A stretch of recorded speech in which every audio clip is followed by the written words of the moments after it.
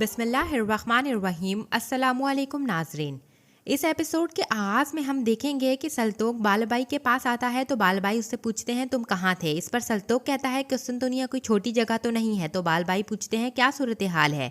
اس پر سلطوق بتاتا ہے صورتحال بہت خراب ہے، ہر جگہ آدمی موجود ہیں، میرے حضور وہ ہمیں ہر جگہ ڈھونڈ رہے ہیں۔ تو بال بائی کہتے ہیں اور شہر کے دروازے؟ تو سلطوق کہتا ہے کہ وہ بند ہیں۔ پھر بال بائی کہتے ہیں انہیں تلاش کرنے دو، دیکھتے ہیں کہ آیا وہ ہمیں پہلے ڈھونڈتے ہیں یا پھر مصیبت، اللہ ہی جانتا ہے۔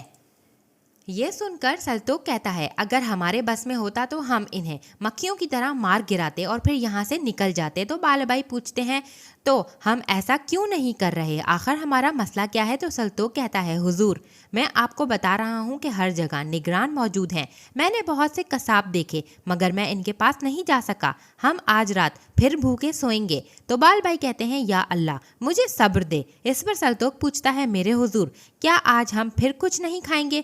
آپ مجھے جانتے ہیں بھوک سے میرا دماغ کام نہیں کرتا۔ یہ سن کر بال بائی کہتے ہیں جب پیٹ بھرا ہوا ہوتا ہے تو کون سا دماغ چلتا ہے؟ بال بائی کو یوں بڑبڑاتے ہوئے دیکھ کر سلطوق پوچھتا ہے آپ نے کچھ کہا کیا؟ تو بال بائی کہتے ہیں تم نے کھانا یاد کروا کر اچھا کام کیا۔ یہ سن کر سلطوق فوراً سے بال بائی کے پاس آ کر کہتا ہے کیا آپ نے کھانے کا انتظام کر لیا ہے؟ تو آپ نے مجھے یہ کیوں نہیں بتایا کہ آپ نے کھانے کا مسئلہ حل کر لیا ہے؟ تو پھر بال بائی کہتے ہیں کہ اب تم میری غور سے بات سنو سلطوق۔ ادھر جنگل میں کسان اپنے بیٹے کی موت پر زاروں قطار رو رہا ہوتا ہے اور اپنے پورے گھرانے کے موت کے غم میں چلانے لگتا ہے اور پھر اپنی بیوی کے پاس بیٹھ کر اس کا خنجر دیکھتا ہے۔ دوسری طرف ہم محل میں دیکھتے ہیں جہاں پر مارا خاتون سلطان سے کہتی ہیں محاصرے سے پہلے سربیا کی بادشاہت اب کوئی مسئلہ نہیں ہے میرے سلطان، سربیت میں اور برنک خود کچھ نہیں کر سکتے، آپ کے دکھائے گئے راستے کے علاوہ کسی راستے پر نہیں چلیں گی ان کی تلواریں، صرف آپ کے مقاصد کے لیے نکلیں گی، وہ آپ کے حکم کے تابع ہوں گے اور آپ کی دعوتوں کو مانیں گے، ان کی بات آپ کی بات سے زیادہ نہیں ہوگی، ان کی خواہش آپ کی خواہش سے زیادہ نہیں ہوگی، آپ پیچھے مڑے بغیر اطمینان سے بازنطین کی طرف پیش قدمی کر سکتے ہیں۔ یہ سب سن کر سلطان اپنی جگہ سے اٹھ کھڑے ہوتے ہیں اور کہتے ہیں مارا خاتون آپ نے ہماری طاقت اور حکمرانی کا مظاہرہ دکھایا اور اکیلی فوج کے ساتھ ہماری طاقت کو دکھایا، آپ جیسی خاتون عثمانی ریاست کا فخر ہیں۔ اس پر مارا خاتون کہتی ہیں یہ میرا فرض تھا میرے سلطان، اگر میں نے آپ کے مقصد کی راہ میں کوئی خدمت پیش کی ہے تو مجھے اس بات کی خوشی ہے۔ اس پر سلطان کہتے ہیں بہت اعلیٰ۔ وہیں دوسری طرف ہم اس کسان کو ایک سرائے میں دیکھتے ہیں جہاں پر سرائے کا مالک اسے آتا دیکھ کر کہتا ہے میں ہمیشہ کہتا ہوں یہاں پر کوئی آدمی بیکار نہیں آتا۔ اس پر کسان کہتا ہے میں جوستیانی کو تلاش کر رہا ہوں، جویانی جوستیانی۔ اس پر سرائے کا مالک کہتا ہے اسے ڈھونڈنے والے تم اکیلے نہیں ہو، اب نکلو یہاں سے، ہمیں مصیبت میں نہ ڈالو۔ یہ سن کر کسان جانے لگتا ہے مگر اچانک سے رک کر اونچی آواز میں لوگوں سے کہتا ہے کوئی جوستیانی کو جانتا ہے؟ مجھے اس کی مدد کی ضرورت ہے، میرا خاندان، میری بیوی، میری ماں، میرا اکلوتا بیٹا، میرے بابا کو اس ظالم ماتھیوس نے مار ڈالا ہے۔ یہ صرف میرا خاندان نہیں ہے، ماتھیوس سب پر ظلم کرتا ہے۔ مگر کسان کی کسی بھی بات کا کوئی جواب نہیں دیتا۔ تو کسان یہ دیکھ کر کہتا ہے میں تم لوگوں سے کہہ رہا ہوں کوئی مجھے سن پا رہا ہے؟ مجھے مدد کی ضرورت ہے۔ اتنے میں سرائے کا مالک آتا ہے اور کہتا ہے اوئے یہاں تمہاری کوئی نہیں سنے گا، اب اپنے ساتھ ساتھ سب کا بھلا کرو اور یہاں سے چلتے بنو، جاؤ فوراً۔ پھر وہ کسان وہاں سے چلا جاتا ہے۔ دوسری طرف ہم ویتیکان محل میں پوپ کو اپنے ساتھیوں کے ساتھ موجود دیکھتے ہیں اور پوپ کے سامنے ایک شخص کھڑا اپنی شکایات بیان کرتا ہے، جہاں پر وہ شخص کہتا ہے کہ چرچ اور جاگیرداروں کے درمیان ہونے والے معاہدے سامنے ہیں جناب، جویانی جوستیانی وہ اس معاہدے کو برباد کرنے کے علاوہ کچھ نہیں کر رہا، مزید یہ کہ وہ چرچ سے وابستہ ہے۔ یہ سب سن کر پوپ کا ساتھی جواباً کہتا ہے تاہم اب ہماری بات سننے کے بجائے آپ سے ملنے کی وجہ سے وہ ہمیں بھی دھمکی دے رہا ہے۔ پھر وہ شخص کہتا ہے جویانی جوستیانی صرف خداوند اور مقدس پوپ کی سنتا ہے۔ اے عظیم پوپ، اگر آپ نے اسے متنبہ نہیں کیا تو وہ ہم سب کو ہرا دے گا، ہم اسے روک نہیں پائیں گے اور اس سے اگر ہم جیت نہیں سکے تو پھر چرچ کو دیے جانے والا ٹیکس بھی پورا نہیں کر پائیں گے۔ مسئلہ بہت پیچیدہ ہے جناب۔ दूसरी तरफ हम जंगल में माथियोस और उसके साथियों को बैठे हुए देखते हैं। इसी दौरान माथियोस का साथी पूछता है, तुम्हारे ख्याल में वो यहाँ पर आ सकता है क्या? तो माथियोस कहता है, कौन? वो जुस्तियानी? वो यहाँ से बहुत दूर है, सिर्फ कहानियों की हद तक ही आ सकता है। जाओ तुम पहरेदारों से कहो ज्यादा आरामदेह ना बने, हमें रात होने से पहले किले तक पहुंचना है। इस पर माथियोस का साथी उठ खड़ा होता है और कहता है, जो आपका हुक्म। दूसरी तरफ एक शख्स उन सबको छुपकर देख रहा होता है और वो वही कहसान था जिसके खानदान को माथियोस ने मारा। वहीं पर माथियोस का साथी अपने बाकी के लोगों को आकर कहता है, ज्यादा आराम ना करें साहिबान, हम थोड़ी ही देर में रवाना होंगे। ठीक है।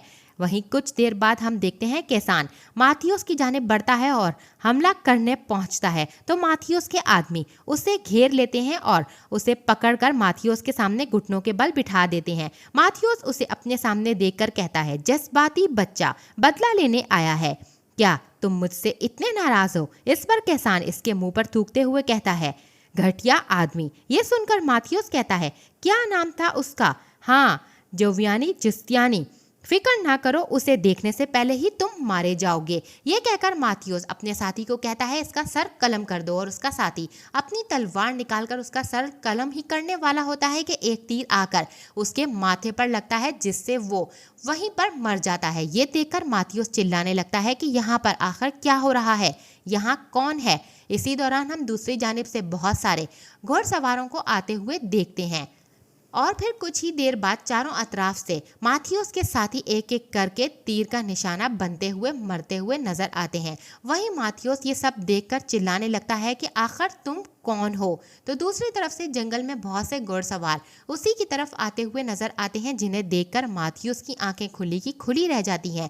कुछ ही देर के बाद माथियोस को आकर वो लोग गिरफ्तार करते हैं और अपने कमांडर के सामने ले आते हैं और उनका कमांडर अपने घोड़े से नीचे उतरकर माथियोस की तरफ आने लगता है और कहता है, मैं जोवियानी जुस्तियानी, तुम्हारे किए गए इतने मजालिम के बावजूद तुम इंसाफ की मौत मरोगे। ये कहकर वो तलवार माथियोस की तरफ फेंकता है और कहता है, आगे बढ़ो, मुझसे लड़ो, मैं तुमसे बाइज्जत मौत का वादा करता हूँ। इसके साथ ही उन दोनों के बीच में लड़ाई होने लगती है, मगर माथियोस जोवियानी जुस्तियानी का मुकाबला ज्यादा देर नहीं कर पाता। वहीं पर जुस्तियानी उसे कहता है कि एक जागीरदार के तौर पर तुम्हें इंसाफ पसंद और रहम दिल होना चाहिए था, मगर तुमने बच्चों पर जुल्म किया, बूढ़ों को नुकसान पहुंचाया, जवानों पर हाथ उठाया और अब तुम इस हालत में हो कि तुम किसी पर कोई जुल्म नहीं कर सकते। इतने में जोवियानी जुस्तियानी किसान से पूछता है कि क्या तुम इसे मारना चाहोगे? ये सुनकर किसान फौरन से अपने बेटे का खंजर निकालकर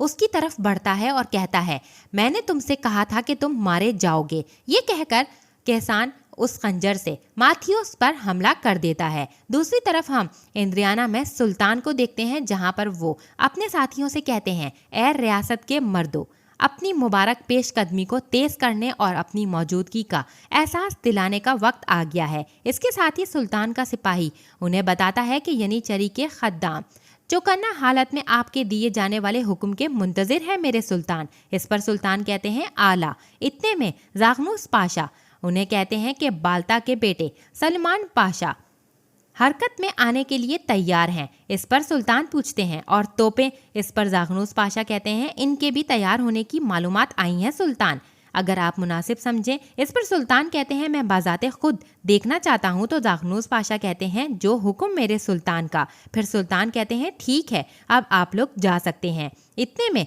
खलील पाशा यानी कि जानदारली भी वहां से जाने लगते हैं। तो सुल्तान उन्हें कहते हैं, आप रुकिए, आइए बैठिए, क्योंकि आपसे होने वाला मशवरा अभी तक ख़त्म नहीं हुआ। इस पर खलील पाशा कहते हैं, यकीनन सुल्तान मन। फिर सुल्तान उठकर खलील पाशा के सामने आकर सवाल करते हैं, मेरे दिए गए अहकामात कब पाया तकमील तक नहीं पहुँचे लाला?